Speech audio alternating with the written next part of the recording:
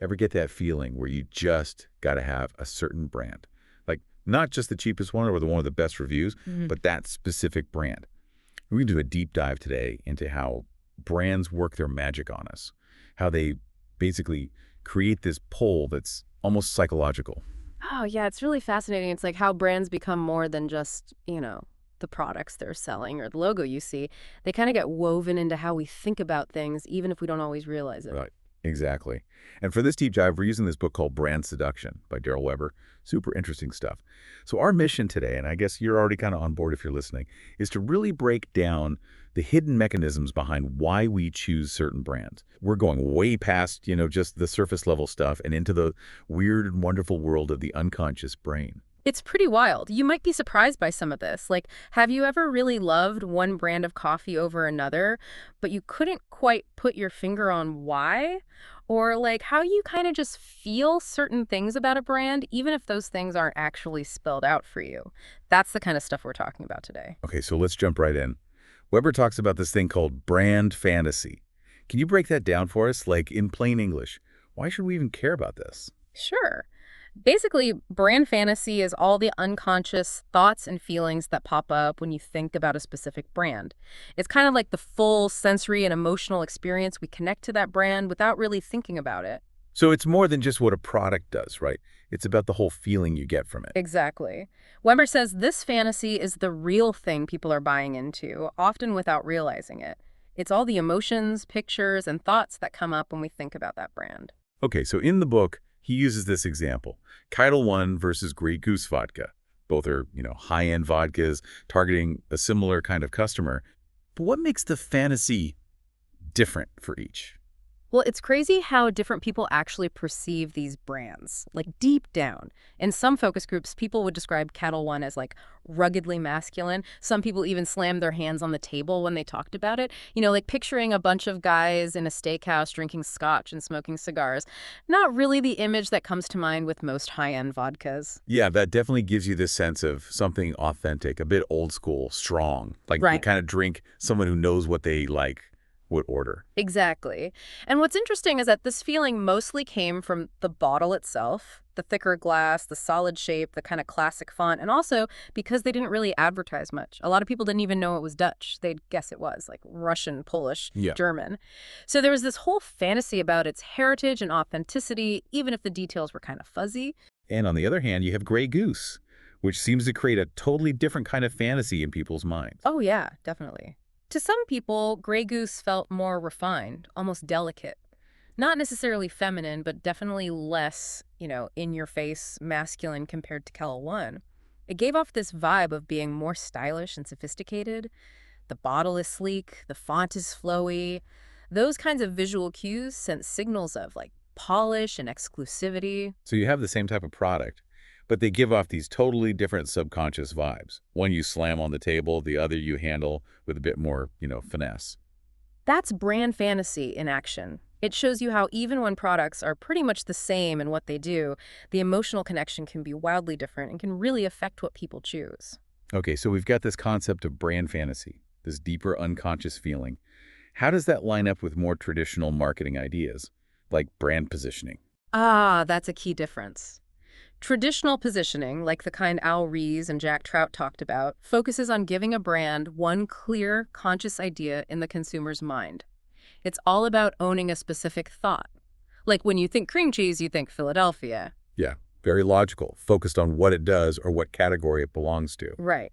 But Weber argues that this approach often misses the bigger picture, the emotional and sometimes irrational side of how brands exist in our minds.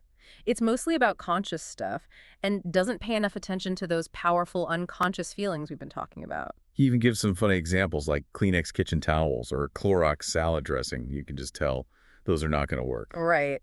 Our associations with Kleenex, like soft tissues, and Clorox, like strong bleach, instantly trigger negative feelings when you try to connect them with those other products. It just clashes with the brand fantasy we already have in our heads. So positioning tries to create a neat and tidy space in our conscious thinking.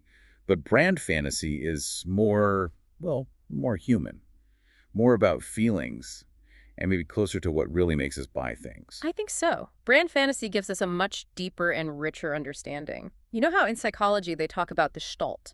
It's like our brain sees complete shapes instead of just a bunch of lines and dots. Brand fantasy is kind of like that. It's the overall feeling we get from a brand, pieced together from tons of signals, both conscious and unconscious. That makes sense. The whole is more than just the parts, and a lot of those parts are things we're not even aware of.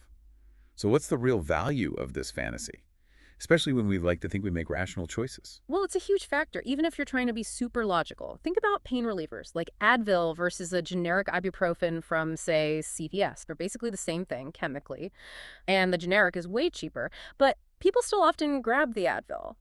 Why do you think that is? I guess it's that familiar name, that feeling that you trust it. It's like taking a shortcut, emotionally. Have you ever, just instinctively reached for the brand name thing, even if there's a cheaper option right there? Totally. It's because our unconscious mind has built up this positive association with Advil through our past experiences and all the marketing they do. It becomes an easy way to make a decision, even if logically we know the generic is just as good. There's no real brand fantasy connected to that generic bottle. And this whole fantasy thing seems even stronger with stuff like fashion, where there might not even be a big difference between different brands. Oh, absolutely. Fashion and luxury brands are pros at building these really strong brand fantasies. They don't really focus on practical stuff that much. Think about it. What's the actual difference between a designer handbag and a cheaper one? It's all about the image, the feeling you get, that sense of belonging to something special. Weber asks some good questions like, what kind of dream world do you associate with J. Crew? How is that different from, say, Brooks Brothers or Abercrombie & Fitch? They all sell clothes, but the feeling is so different. Yeah, they each create a distinct brand culture, a specific fantasy that appeals to a certain type of person. Like the Tiffany Blue Box, it's just packaging, right? But it carries this whole weight of aspiration and desire. Or Burberry, they've built a really strong brand based on a certain look and feel. It creates this whole desirable fantasy, even though they're not doing anything radically different from other clothing brands. So the best brands have the best, most powerful fantasies. Can you give some examples of those super iconic brands and the fantasies they've created? Sure. Let's start with Coca-Cola. The fantasy there is all about happiness, nostalgia, that American tradition, and that it's something anyone can have. It's a bright, joyful feeling they've carefully cultivated for years. Now think about Pepsi. It has its own associations, but it doesn't have that same deep emotional connection for a lot of people. Nike's another one.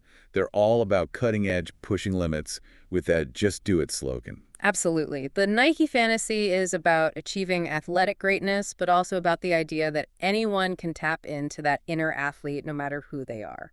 Then you've got Under Armour. They went for a different feel, more tough and edgy, making you feel like a powerful athlete, even if you're just hitting the gym for a quick workout. And it's not just the big names. He talks about Method, the cleaning product company. They totally flipped that whole category on its head with a fantasy of good design, being eco-friendly, and having a modern vibe. Have you noticed how different their bottles look compared to those old-school cleaning products? Yeah, they tapped into this desire for cleaning products that are both effective and nice to look at, something that fits a more modern lifestyle. And then there's Lululemon, which blew up in the yoga world. They embodied this fantasy of self-care, freedom, being relaxed, and living that yoga lifestyle, even if you're just wearing their clothes to run errands. And of course, there's Apple. They have a following that's almost like religious. Their brand fantasy is super strong. Totally. Apple is all about innovation, sleek design, simplicity, creativity, and feeling like you're part of this cool, exclusive group. Almost anti-establishment, even though they're huge now.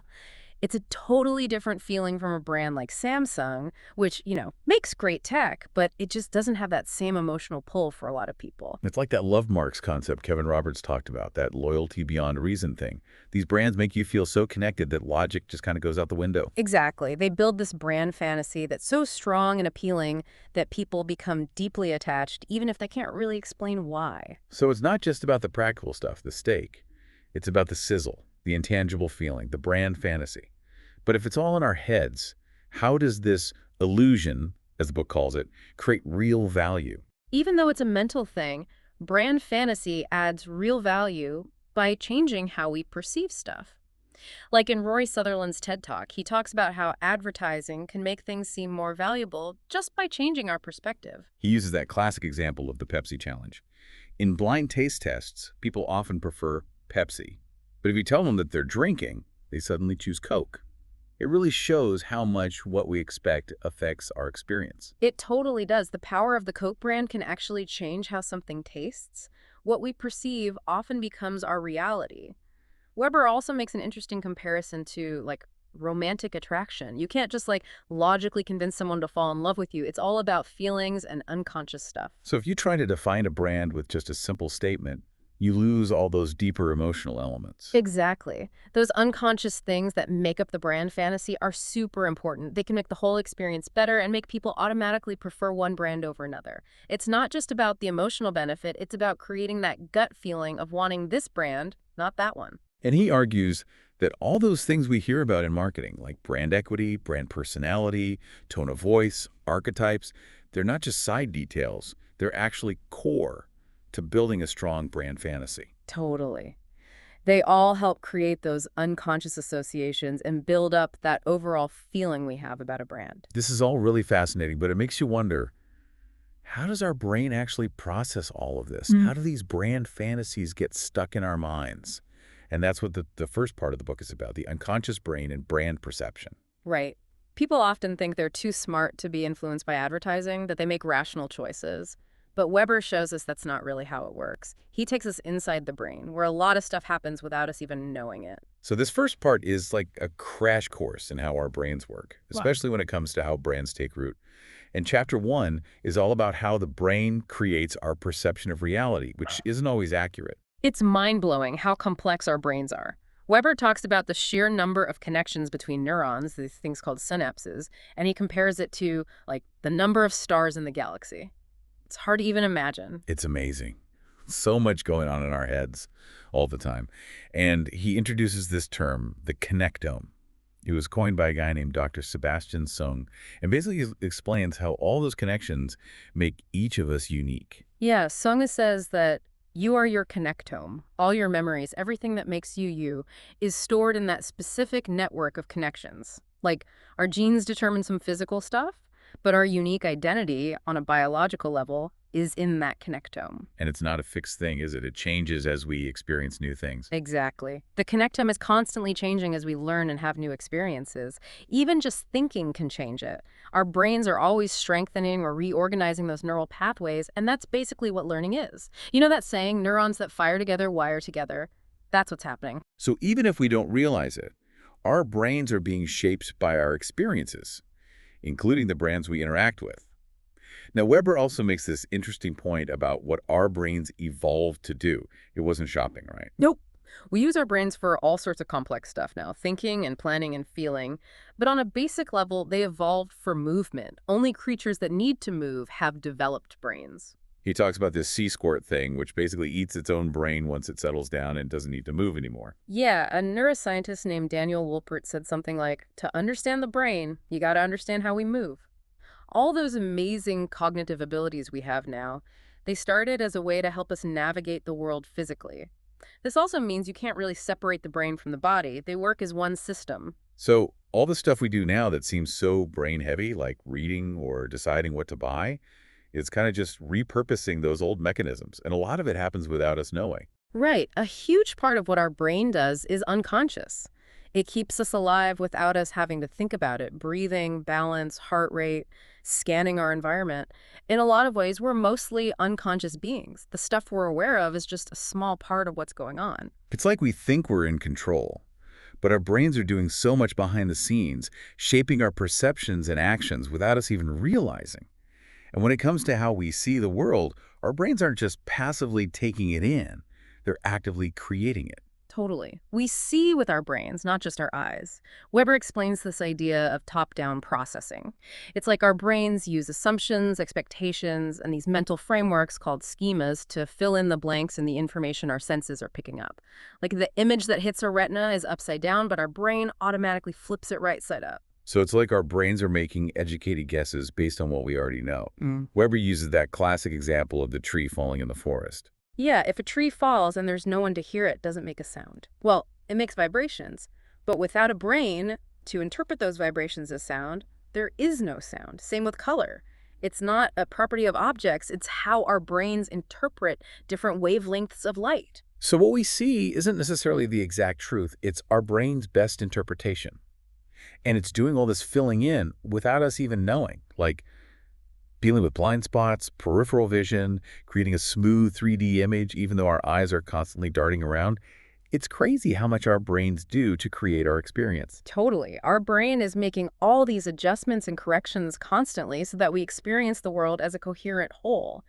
There was this experiment where a guy named George Stratton wore glasses that flipped everything upside down. It shows how adaptable our brains are. And then there was that whole thing with the blue-black versus white-gold dress a few years back. It shows how different brains can have different assumptions and see the same thing totally differently. Yeah, that dress was right on the edge of how we perceive things. Different brains made different guesses about the lighting and color, and it resulted in those two very different interpretations.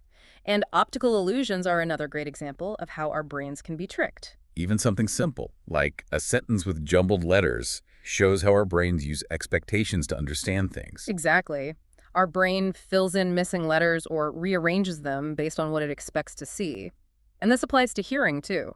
We hear continuous speech as separate words, even though there aren't any actual breaks in the sound waves. So perception is a very active process. It's like a conversation between the outside world and what our brains already think and expect. And this leads to the idea that we often see and taste what we expect to see and taste. Totally. It's not just about the actual physical properties of things. Our expectations play a huge role in how we experience them.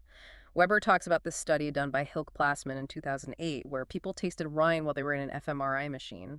Yeah, they tasted the same wine, but were told it had different prices. What did they find? The interesting thing is, the part of the brain that processes taste didn't show much difference, no matter what price people were told.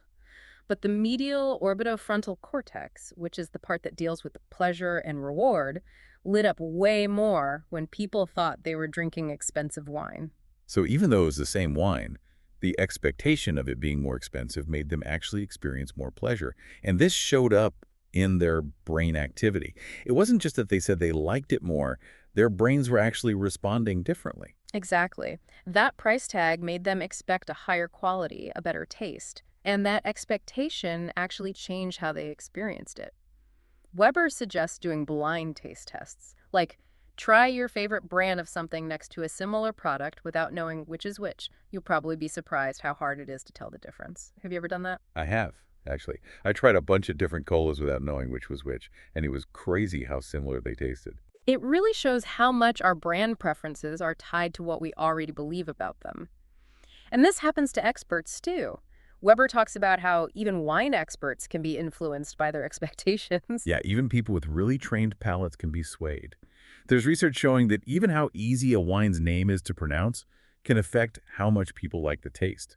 If it's easy to say, they think it tastes better. It all points to the idea that we don't just record reality passively. Our brains are constantly making predictions and filling in the gaps based on what they expect. There was even a study where they played French or German music in a wine store, and it made people buy more French or German wine, even though they didn't consciously notice the music. These little cues in our environment can really change our choices and perceptions without us realizing it. And there's that study by Dan Ariely where he gave people beer mixed with vinegar.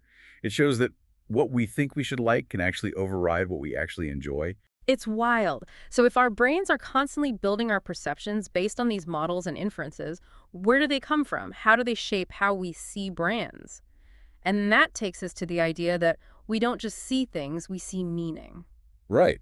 Like if you see a can of Campbell's soup you've never seen before, your brain doesn't just register the colors and shapes, it starts making sense of it based on anything you already know about Campbell's and soup in general. He walks us through the process from that blurry upside-down image on your retina to how it gets turned into signals in the brain. The thalamus is like a central hub that sorts all the sensory information. Right. It directs everything to the right places in the brain. But those signals also go to the amygdala, which adds emotion to the mix. It gives things meaning and triggers those gut reactions, like whether we like something or find it threatening. And the amygdala works with the hippocampus to store all those details and emotions in our long-term memory. So it's building up those emotional associations. This whole process is part of what Weber calls conceptualization, which is how our brains instantly recognize and categorize what we see, whether it's a chair or a dog or a potential danger. And it goes back to that gestalt concept. We see whole objects, not just a bunch of separate parts. We see a car, not just wheels and a steering wheel. Exactly. So with that soup can, The visual information is processed in different parts of the brain, and it gets combined with anything we already know about Campbell's, like maybe memories of eating their soup as a kid. And all these little things, the name of the flavor, the design on the can, the price, even how the can feels in your hand, they all contribute to our overall impression. And whether we decide to buy it or not, it's that split-second moment of truth. And that's where the power of brand fantasy really comes in. It's about creating these instinctive reactions in consumers, making them choose that can of soup over all the others. Right. So, to sum up some of the main takeaways from this first part of our deep dive, our brains evolved to survive in a very different world, and now we're using those same mechanisms for modern life. Our conscious experience is created by this super complex network of neural connections. The brain and body are inseparable. A lot of brain activity is still mysterious, and a lot of what we perceive isn't actually real, it's constructed by our brains. We see with our brains, not just our eyes, and we use our past experiences and expectations to fill in the gaps. Our perceptions are automatically tagged with meaning and emotion. And when we encounter brands, our brains use our past experiences to make assumptions, which strongly influence how we feel about those brands. It's amazing how active and interpretive our perception is, especially when it comes to brands. It's happening all the time without us realizing it. It really makes you think. If our brains are constructing our reality and our brand preferences are so influenced by unconscious associations, how much of our decision-making is really conscious? What other hidden forces are shaping our choices every day? It's a good reminder to pay attention to our own brand loyalties and the feelings behind them. There's a lot more to it than we think.